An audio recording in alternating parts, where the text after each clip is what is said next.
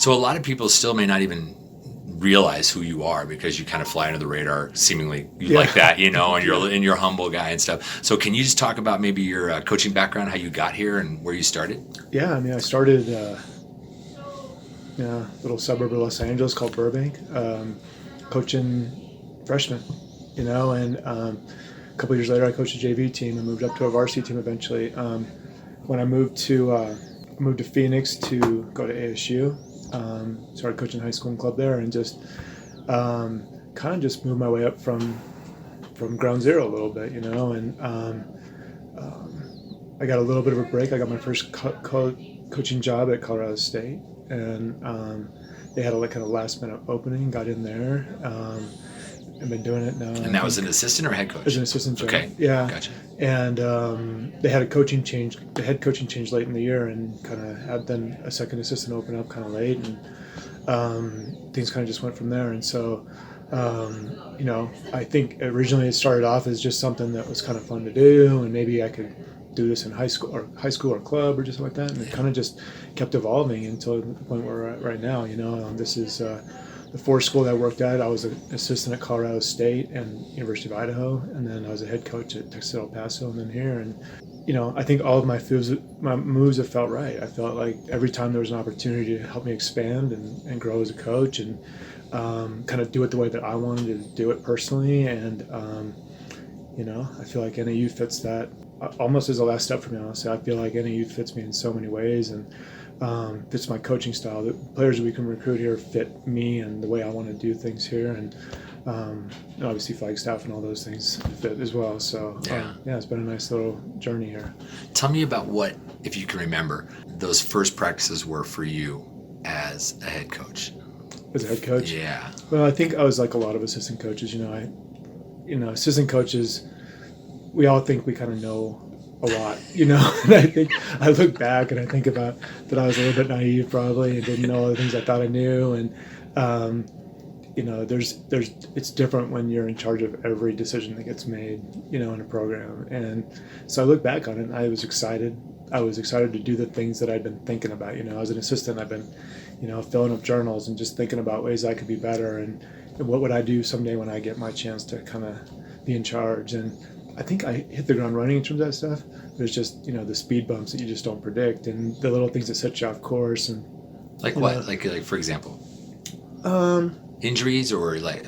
Well, I think most of the time when you take over a program, first of all, there's a reason why there's a change. And in that case, there was a reason why there was a change. And so, the talent level was a little lower than I was used to, just to start with anyways. And we had a lot of work to do in terms of recruiting and those kind of things. But I definitely had this perception and that I could, when I became a head coach, I thought I could create an environment where we were going to have some really perfect days, where everybody was happy, where practice was good, where every decision I made from whatever time in the morning to whatever time at night was going to be right on point. And I started realizing really quick that day wasn't ever going to come. and I still kind of live with that philosophy. That day still hasn't happened, and it's probably not going to happen. And I would tell you, as a head coach, my stress level went way down when I got that realization that my job was not about creating perfection. My job was about managing the little things that just kind of come their way. And because they're coming, challenges are coming. And we tell our team that all the time. There's challenges coming. We don't know what they are. And the best skill that we can have is just some resilience and some ability to just manage those issues and get through and improve them. Mm-hmm. So, yeah. How was that first practice different than, say, yesterday's practice? Like, what were the differences in drill-wise, or, I don't know, your demeanor-wise, anything? Or were they the same? Lots of things. Just in terms of the structure of the practice, over the years, I feel like I've honed in on how to run a more efficient practice, just to get a little bit more done in a shorter period of time. And so I think we're just more efficient at this point, and teaching the things that we want to do a little bit faster. But in terms of just the overall feel of practice, I've always thought of myself as kind of a positive guy. And I think when I first started as a head coach, I think I just thought I'd walk in there and I could create this really positive environment. That's kind of such a catchphrase nowadays. We want to have this positive coaching, and I thought I was kind of one of the few people that could kind of do that. And when I look back on that, I realized that there's so many aspects to creating a culture that's good for kids, that helps them grow and helps them feel good about their process and the learning and the challenges and all the things that come up. And I kind of look back and there's some things that I just didn't know about that. I thought positive meant happy all the time, and it's not always like that. And I thought positive, that, if you put a kid in a situation to feel good about things, they would automatically demand things out of themselves, and they don't. They have to learn how to demand things. They have to learn how to take on challenges. They have to learn to deal with those failures. And sometimes the most positive thing you can do in practice is to create a situation where one of your kids fails a little bit, and they feel that, and they learn from it, and they treat those moments as good things, and so that's the positive thing, not just that everybody's happy all the time. And I don't know if I would have known that necessarily, 10, 15 years ago, quite the way that I feel like I do now.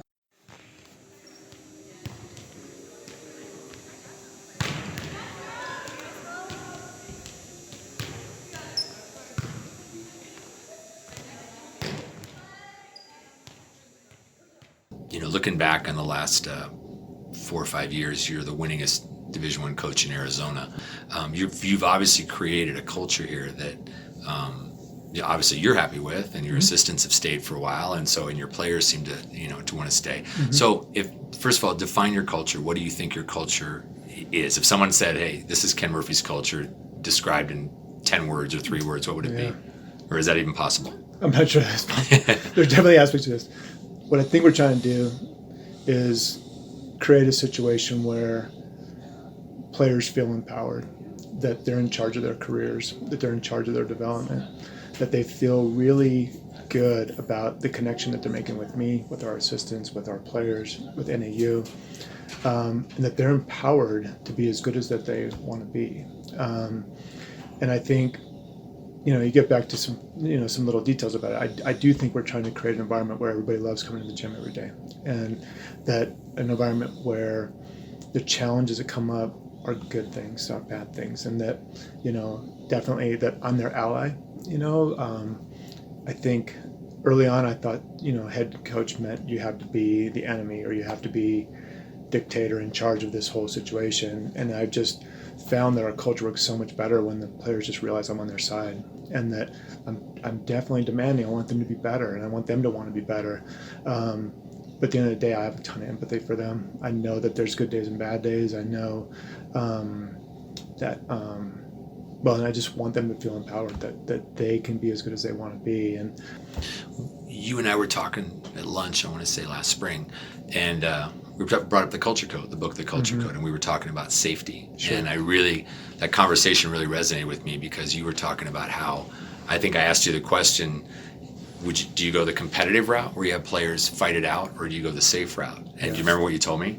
No. You said in every team that you had a lot of success in, you went the safe route. A position of safety. In other words, saying, hey, you two are going to battle it out. It was like you went to that person and said, you're my libero, or you're my setter, you're my go-to, and trusted that the person that you recruited was going to work hard and be that. Do you remember that? Yeah, a little sure. bit? Yeah. Well, and I believe that, and it's on my board right here. There's ways to make players, that I remind myself all the time. Oh, yeah. Ways I make I want the players to feel about their place in our program. And I know that as coaches, the best thing we can create for them is a feeling of some safety, some feeling that that they have an important position, that they have value, that the things that they bring into our group matter to us. And I think as soon as you start creating too much antagonism, where kids don't feel safe for whatever reason, whether that's an actual threat or anything, or just, I don't know where my place is in this group socially, they start to pull away, and you start to get less effort. I think you start to get less from them. And so the best thing I can do is make them feel that they're valued, that they're important, that they're in a place where they're not going to be treated as something less, that they're not going to be demeaned, they're going to be promoted as someone who has the capability to be exactly what they dream of, and so I think that's the way players max out. I think that's the way that which coincidentally is the way they want to be treated. I think for whatever reason, I think when I was younger and coaching, I thought coaches could say whatever they wanted to a player as long as they were right. And the longer I'm doing this, the more I realize it doesn't really matter that I'm right. It matters that I hear them. It matters that they can say some things to me and not feel defensive and not feel like I'm going to attack them, or they can be vulnerable with us. And again, that gets back to that safety and that trust and that feeling in our gym that they know that I'm there to help them. So. Is there ever a time when you do pull the competitive card out and you tell this outside hitter, hey, you two are competing because you sense in that kid that that's what's going to get the best out of him? Or have you shied away from that? No, there are players that respond to that a little bit more. And I think you use that for a little while sometimes, but I do think over the long term, if that's happening a lot in our program, that means I might not be getting through to somebody the way that I intend to. So I need to do a better job of teaching them and just talking to them about some things and how they're processing, how they're thinking about things. We shouldn't, just everything, all the studies say, the external motivation doesn't help, and competition from another player is really external motivation. And I think that they have limits at all. And this is something I learned when I was at UTEP. We used to always put our stats up on the board every day at practice, and players could say, "This is how I'm doing," and it was good. There's some really good stuff about that. And we still do that a little bit. But I started realizing there was players in our group that weren't trying to be their best. They were just trying to be better than somebody else, and so that they could play. And you start realizing you're selling them short a little bit by providing that sometimes, and so. I do think sometimes in a short-term situation you can motivate a kid a little bit like that. But most of the time when I have a conversation like that with a player that's, hey, I think you're about to get beat out, it's more with empathy. Like, how can I help you? What do you feel like in these situations is not helping you get where you want to get? Because I think this is about to happen. And you see where I'm going with that? Like, it's not so much a threat. It's more, hey, we need to be a little better. Otherwise, this is the consequence. And consequences are real, and they're throughout our world. Sure. And so, so I try to say it more from the side of, how can I help you get better so that this doesn't happen, rather than here's a big threat and you better get moving. I think those are two different ways of looking at it. And again, that's the trust. I don't want to violate that trust with any of our players, that they feel like I'm providing a threat for them. So the players, like, you got your starting 6, your starting 8, but those last 4, 5, 6 are on the bench. Yeah. How do you keep them? What do you say to them to keep them engaged and keep them still coming to practice? And like you said, wanting to come to practice every day, knowing that unless she gets injured, I'm behind her this whole season. Well, I do. I think part of this is roster management. Honestly, I think, I'm fortunate we're at a school where a lot of kids want to go and they want to be in our program, want to be at school here.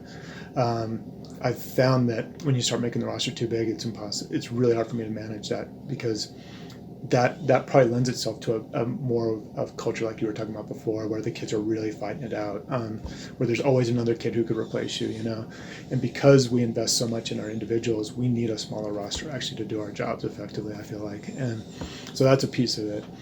I think the other thing that helps, and we've been really fortunate, is that if you're really upfront and honest about where kids are on the depth chart and where they're going, if you also have a plan for each of them, that, hey, here's where you are now, but here's how you can get to here. And if we kind of just keep working hard and stay working at this, there's a future in this for you, And I think that's all the players want. They want to know that if they come work really hard, that they can still get what they want. If it's not today, that it's still out there. And so I think as long as I'm honest with them and I have a clear plan for all of them, I think they can accept those roles. There's no doubt one of the things you learn over the years, so is it's better if you have a program where the seniors are doing more, the juniors are doing more. Because they have experiences they can pass on. There's some leadership things involved in that, but just it shows a roadmap that if you just work hard, the right things will happen for you on the court. And it provides those freshmen, for example, that are struggling with, hey, I've been the star my whole life, and now I'm just another player here, and I'm fighting for my life a little bit. And that they just sit back and go, okay, I have 3 or 4 more years to get this done. I have a little bit of time. If I just have a little bit of patience, I can get to the place where these kids are and prove myself. And so.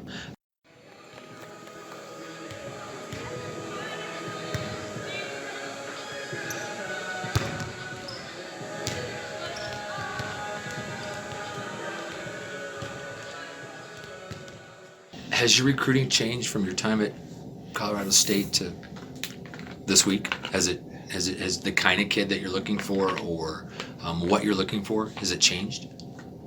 Yeah.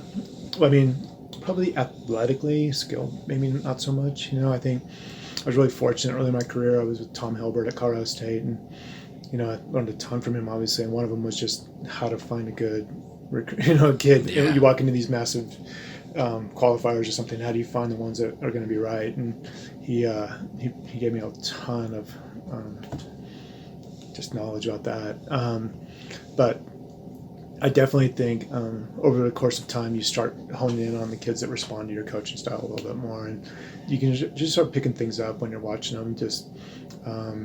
And I say this all the time. I think 50% of us asking someone to be in our program is athleticism, and 50% of it is just what kind of kid they are. Do they fit the things that we need? And some kids, they need to be, yelled at a little bit to get going. And I always say, that's okay, but I don't do that, and so it's not going to work. It doesn't matter how good you are, it's not going to work. Right. Some kids just need different buttons pushed, and I can only do the things that I do well. And so I do think that's changed. I think it's just more clear to me when I walk into a particular gym and say, okay, I think that kid will work with us a little bit more than this kid will. And honestly, it's also just come down to I've learned some things, particularly when I was at UTEP as a head coach, that sometimes you take a kid and they're just a little bit more talented, but they hurt your culture in some way. It's a bad trade-off. That you hear this saying all the time in athletics, but addition by subtraction. Sometimes I've been a part of this where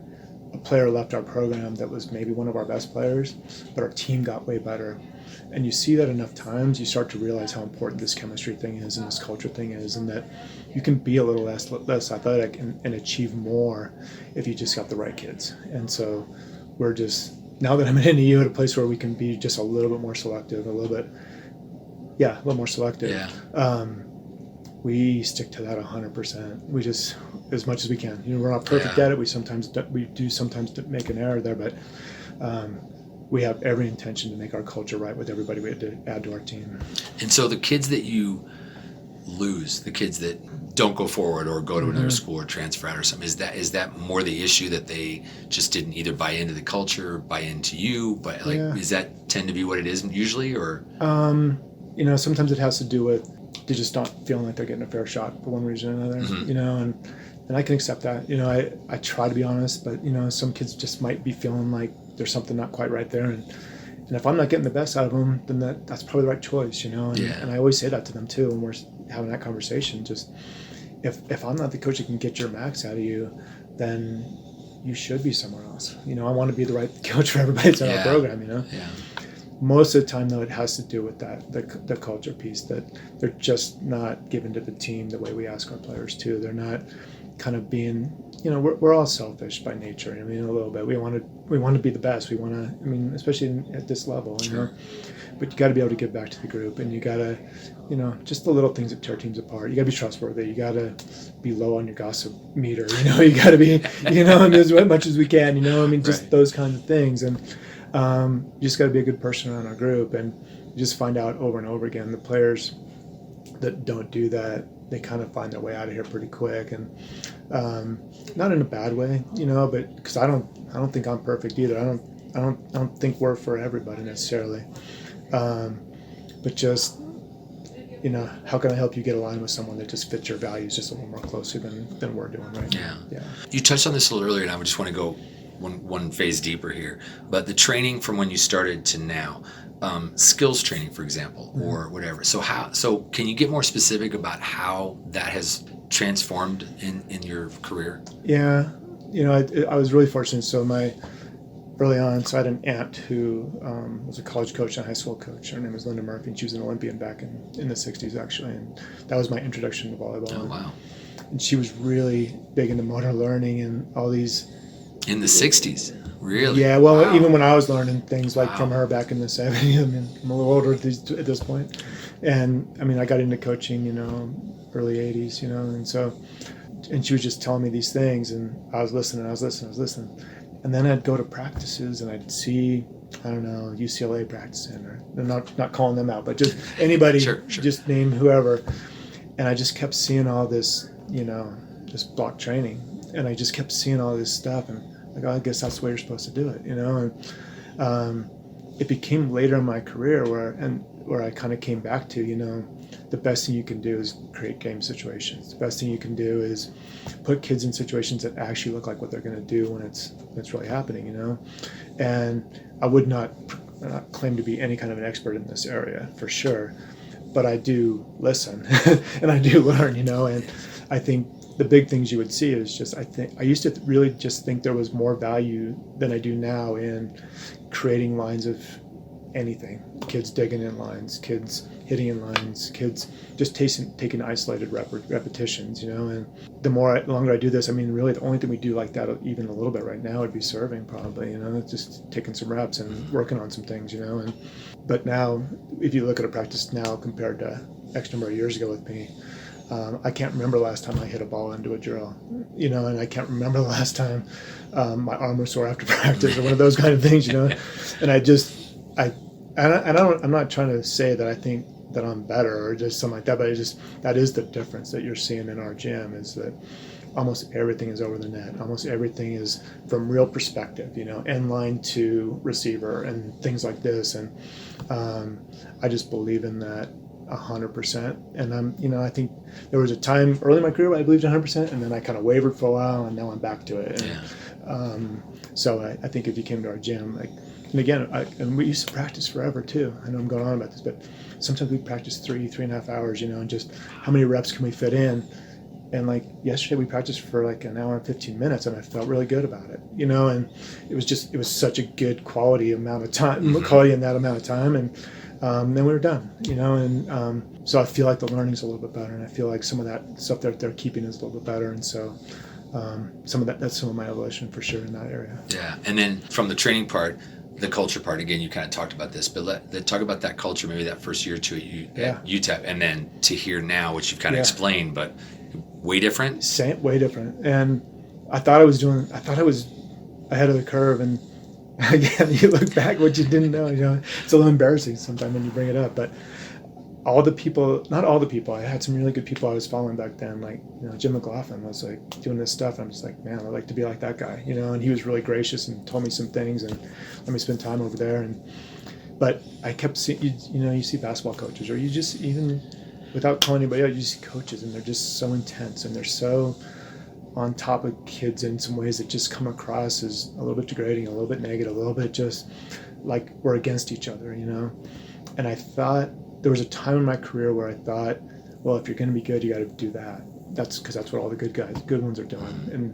And I said, okay, when I get my head coaching job, I'm not going to be exactly like that. But it was amazing how fast that crept in. Things go wrong, and things are going to go wrong. You have a bad practice, or you just have a bad rep, you have a bad match, and it's so easy to get frustrated and let your emotions get the best of you, and not take those moments as learning, and not take them as progress even. And combine those two things where the people I was watching, they're kind of acting a certain way, or they're communicating in a certain way.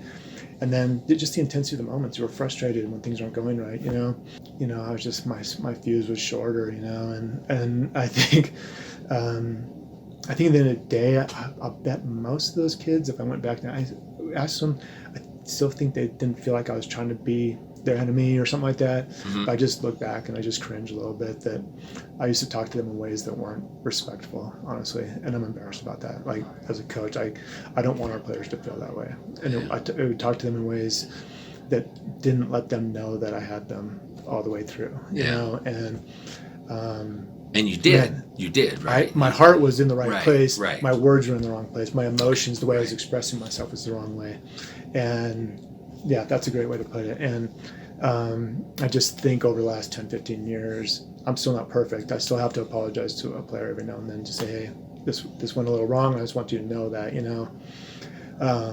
but I'm a lot better. I'll say that, and I'm glad. I want our players to feel the things that I'm feeling. I want to have the right words, and I want to have the right emotions come through at the right times. And so you're literally doing this the week before playoffs start, right? Mm-hmm. You got 2 more matches, and then I think playoffs start, right? So you said your team came in, they were happy to come to practice, like they were excited. So there are a lot of coaches, club, high school, college, whatever level, that literally this is the grind. I mean, they are just trying to pull kids into the gym right now? What's your Yeah. secret? Like, what are those 2 or 3 things that you're doing that those kids, is it just kids that you recruit? Because I can't imagine that it's only that. Yeah, I'd say a couple of things. One is I do think we're looking for players that love volleyball, no doubt, and so that's a piece of it. The two big things I would say is that we create this place where the gym is their safe place. That's where their friends are. That's where the good things happen in their day, and they look forward to it. And we want to maintain that all the time. And so I think you get to this time of the year, that's part of it. They still love coming to the gym. It doesn't matter what time of the year it is. And as soon as we take a day off, they're kind of sad, and that's what you want. Yeah. We have a long season. We play for 4 months, and I think you have to take it as a process, and you have to say from here until, from the beginning of August until the end of November, beginning of December, our first goal is we're just trying to get better. We're just trying to learn and gain from experiences, And one of our players actually said this the other day to me, which was really cool, is all the things that have happened before in this season were meant to happen, and they're supposed to teach us a lesson. And we're supposed to be better right now because we've learned all these things, and we are. Wow. And by not panicking at that early season loss and not freaking out and saying, oh, the whole thing's a disaster because we lost that one match, by saying, we don't want to lose. We don't like the fact that we lost. We don't want to have a bad practice. We don't want to have bad practice. But this is meant to happen as a learning experience, and let's learn from it and make it turn it into a really good thing for us. If you just kind of can keep on to that, I personally think that that's a key to it, that you don't freak out about the early things. You make them learning opportunities, and that's how I think you can get to this time of year and be your best, and that if everything's about the first 4 weekends or 3 weekends or something like that, then it's all downhill from there, and you want it to be better from there, and you want it to be progress. And it's just amazing how much we can just stunt that progress by just panicking, when things go wrong. And it goes back to one of those things I said earlier, that we're not going to have perfect matches, we're not going to have perfect days, we're not going to win 25-0 ever, and so we have to have some built-in things for dealing with failure, that these are ways to learn. And as a competitor, it's hard. You have to take a breath, and you just gotta go, hey, man, that is not what I wanted to happen in that moment, but it's still something we can move on from. It's still something we can turn into a positive. And with so much on the line, this is my job. Yeah, right. Yeah. There's a lot of things that can cause pressure, but if you just have the ability to just take a breath and go, okay, this is a good thing. Now we can move forward. I think that's how you get to the end of the season with kids that are still into it and still trying to get better. Conversely, though, you have this great moment, and probably one of the biggest upsets this season in college volleyball, where you beat Florida, here. And so is there a certain part of, oh my gosh, you guys calm down, like you're not, we may not be a top 5 team just because we beat Florida kind of thing? It's funny. We talked in the locker room actually after it. I said, I want you guys to enjoy this, and I want you guys to know you worked really hard and earned this. This was the kind of memory that you're going to have forever, and you're going to come back in 10 years and you're going to talk about this, and it's going to be amazing for you guys. I'm so happy that you guys have this memory. And I said, but this is just the 3rd week, and we got a lot ahead of us. And so how do we turn this, actually, as positive it is and as amazing it is, how do we just turn this into another learning opportunity to move forward from, And I think we had a hard time with that. We played really poorly the following weekend, honestly, and we were still coming down off that a little bit and just feeling so good about it. And not that we were perfect, and not that we were going to beat everybody in the world, but just, when you win a championship, your season's over. And that's kind of how that felt, And so it took us a couple weeks to get back into a really nice groove of just making progress, getting better. And but to our team's credit, they talked about it too. They said, we're just on a little hangover right now about this, and then they got back into it. And so we said at the time, there's some danger to winning a match like that early in the year, because it can feel like the end a little bit. And I'd say our team learned a ton from that. Good.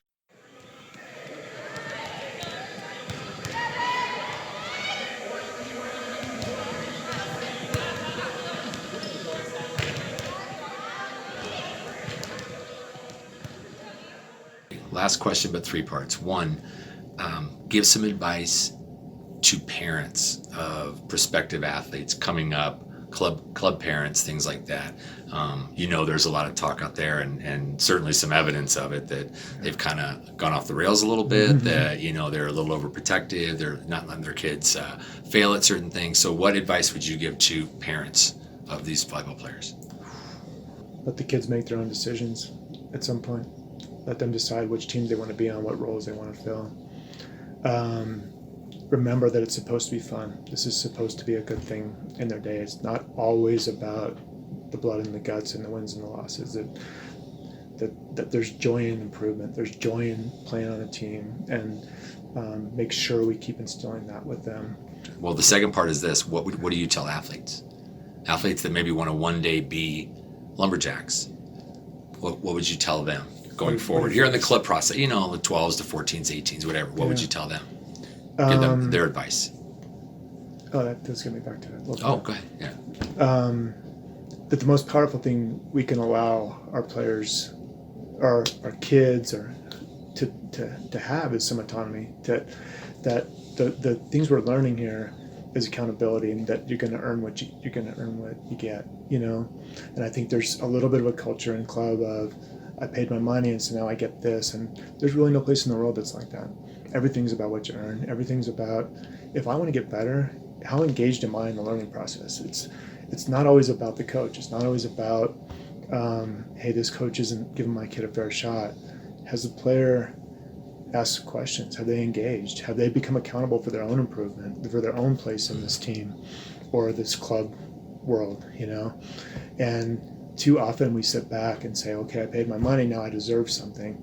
And that's just not the example that, we'd want to set for our kids. We want to set an example of you earn what you get and you work for what you get. And if things aren't going right, well, then let's fix them and let's get better and not just sit back and wait for it, And I think, to your next question about players, that's the biggest piece of advice I'd give any player is you're gonna get exactly what you earn. And so go earn more, go do more, get in the gym more, go ask more questions, go think about not just I want to be a better passer, for example, but what part about passing isn't really working that well, and can you go get better at it? Be specific about this. The things you always hear is just these players that are unhappy with their development in volleyball, but they're just sitting back waiting for somebody to tell them what to do, or they're saying, oh, I'm just not good at passing. Well, what about it? Let's be a little more thoughtful about this, getting better, because the deal is improving. The deal is finding little, and we don't improve until we know what we're not good at. And, even players that come into our program, it takes us a little bit of time sometimes to just get to a point where they can say, I don't feel that good about this. They want to be perfect. They want to tell us how great they are. They want to be just the best of everything. Yeah. And the best skill actually is saying, yeah, I'm confident. I can do some things at a good level here. But here's my list of things that I wish I was way better at. Here's my weaknesses or whatever, And getting to a point where you can just be honest about that, that's how we get better, And I don't know, even players who come into our program, that they don't all have that, But, it is actually a really powerful skill. Yeah. And you just made me veer off for a second before the third question, but you have in the last few years anyway, you've had to put players in positions they weren't super comfortable with, for whatever reason. They, left sides to right sides, middles to right. So are you looking for players that are a little bit, that have played a few different positions, or is it just a matter of let's go out, pick good athletes? And I'll be honest, I do like the versatility. I like, you're going to have some specialization in your team, no doubt about it, but I don't mind a libero who can set a little bit and gives me that. And we actually had that situation happen last year for a little while. I like players that can kind of move left to right or middle to right or something like that and do just some different things. And we're a small squad, and we only have so many we have a small number of scholarships for a number of players that need to be on the court, actually. Right. And so in order to get through a season, you really need to have some versatility in your group on some level. So when we're recruiting, we always talk about, we're going to recruit about half our team is just going to be great at the thing that they do, and about half of our team is going to be able to do lots of different things. Okay. And we're kind of looking for something like that, and so. Yeah. Okay. Last question. What advice would you give to coaches that are out there? High school, club, I don't know, YMCA, rec coaches. What advice would you give them? Well, I think, we got to keep learning. We got to keep getting better. And I think, and I look back on myself as a young coach, I wanted to be perfect and I wanted to know everything. And I spent some time actually not even wanting to let other people know that I didn't know everything. And now I realize I still don't know everything and I'm still working at this. I'm still just trying to get better. And so when I look back, it's one of those embarrassing things that you look back on, but you say, just be okay with not knowing everything. Be okay with saying, I don't know. I don't know the answer to that, or I was wrong yesterday and now I know more, or whatever. Just be okay with that kind of vulnerability, and your team will actually respect you more if you have that. We think that they're going to respect us more if we act perfect and we know everything. We can answer every question. We're just right on top of it. But that's a pretty big wall. They respect you more when you say, what? I didn't coach you my best yesterday. I'm going to do a better job today, or whatever the thing is. Sure. And just that I'm learning and I'm getting better. And I know how to coach you better than I did yesterday. And so thanks for doing that for me. Now I'm better, and so that's part of it, And I would say one of the things that, coaches always talk about is like, what are 2 or 3 drills I can do in my gym to get better? And my response is always, the drills mean nothing. This is about learning how to communicate. This is about how do you talk to people in ways that allows them to get better, in ways that allows them to kind of feel like they can get better. Relationships. It's about relationships. And you're never going to get more out of your gym than just creating great relationships with those kids. For sure, there's some little things we can do to pass the ball better or hit the ball better. And, if you look at the high level coaches, they can do just a little bit more. But there's nothing in your gym that's going to make up the amount of ground that just having great relationships with your team is going to have. And like I said earlier, just letting them know that you're on their side and that you want them to be great and that you expect them to be great. There's some demanding in there, but that at the end of the day, they walk out going, that coach really cares about me and they want me to be great. And there's nothing more powerful than that. Thank you for doing this. I appreciate it. Yeah, my pleasure. It's good stuff.